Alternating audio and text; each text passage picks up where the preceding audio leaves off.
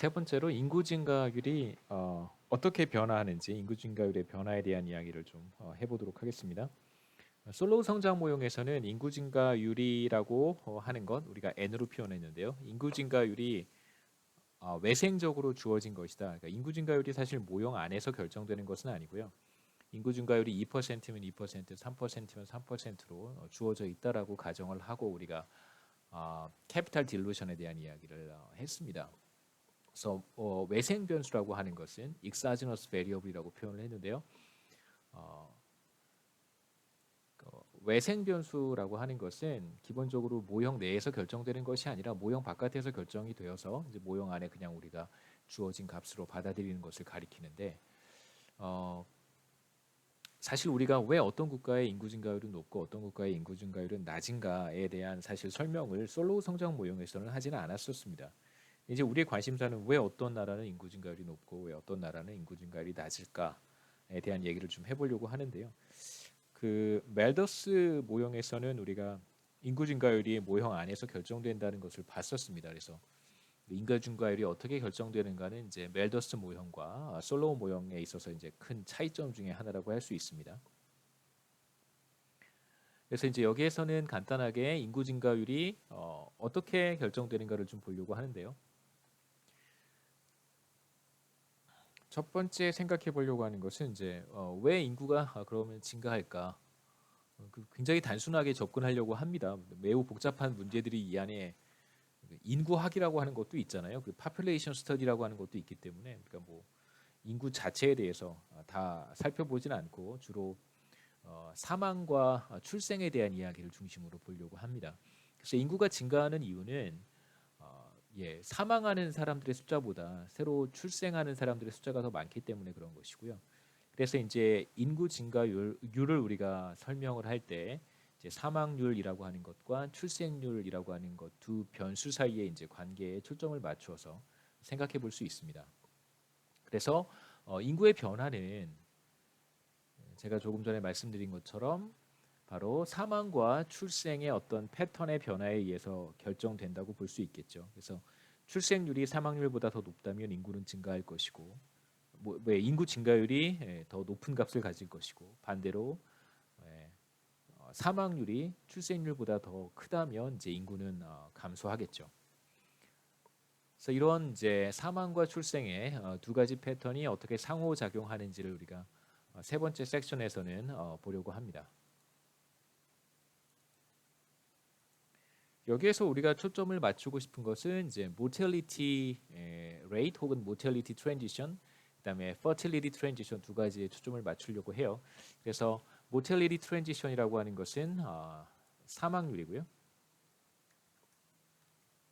그다음에 그 트랜지션은 사실 mortality rate이 사망률이고 이제 mortality transition이라고 하면 이제 사망률의 변화 이렇게 이해하시면 되겠죠.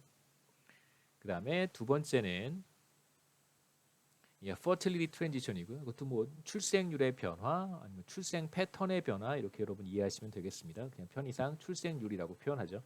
fertility rate이라고 하는 출생률과 fertility transition은 다른 개념이긴 하지만 그러니까 출생률이 혹은 출생의 패턴이 어떻게 변화하는가가 이제 fertility transition이고요. 어느 한 시점에서 출생률을 우리가 측정할 수 있는데 어떻게 측정하는지는 제가 설명하겠습니다. 그거와 좀 다른 개념이라고 생각하시고요. 그냥 편의상 출생의 변화 혹은 뭐 사망 패턴의 변화 이렇게 우리가 부르도록 하겠습니다. 그래서 이제 여기에서는 시간이 흘러감에 따라서 모텔리티 트랜지션과 사망의 패턴 변화, 사망률의 변화와 출생률의 변화가 어떻게 이제 사고 작용을 하면서 인구 증가의 변화를 야기할 수 있는지 그런 내용들을 좀 보려고 해요. 그 다음에 이제 우리나라에서 계속해서 제기되었던 문제 가운데 하나가 이제 인구 구조의 변화, 디모그래픽 트랜지션을 보통 우리가 뭐라고 번역하냐면 인구 구조 변화 이렇게 번역합니다. 그래서 디모그래픽 트랜지션이 결국은 이제 사망률의 변화, 출생률의 변화 이런 것들에 의해서 촉발이 되겠죠. 그래서 디모그래픽 트랜지션이라고 하는 것은 한 국가의 인구 구조가 시간이 흘러감에 따라서 경제가 변화함에 따라서 어떻게 달라지는가를 보여주는 것이다라고 얘기할 수 있습니다. 그래서 보통 우리가 디벨로핑 컨트리에서 그러니까 개도국 혹은 뭐 우리가 지금 보고 있는 신흥국 이러한 국가에서 인구 증가율이 상승하는 주된 이유는 사실 출생률도 영향을 많이 미치겠지만 사실은 이제 1차적으로는 사망률이 크게 하락하면서 보통 개도국에서는 인구 증가율이 높아지는 현상이 나타날 수 있습니다. 그래서 우리는 먼저 모텔리티 트랜지션에 대한 이야기부터 시작하겠습니다. 첫 번째는 사망률의 변화, 모텔리티 트랜지션에 대한 이야기를 한번 해보죠.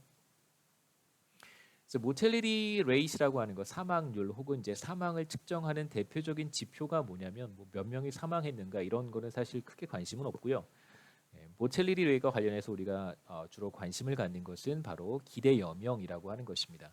그래서 그걸 기대 수명 혹은 기대 여명이라고 부르는데요. 그 출생 시가 예를 들면 2020년에 기대 여명이라고 하는 것은 올해 출생한 신생아가 앞으로 몇 살까지 살 것으로 예상되는가 이런 것을 이제 측정하는 지표라고 할 수 있습니다. 그래서 life expectancy at birth라고 하는 것을 이제 우리가 뭐 그냥 보통 기대 수명, 기대 여명이라고 번역하고요. 출생한 사람이라는 뜻이겠죠. 영세 출세자가 앞으로 생존할 것으로 기대되는 평균 생존 연수라고 우리가 보통 정의를 하고 영어로는 average number of years that a newborn baby can be expected to live.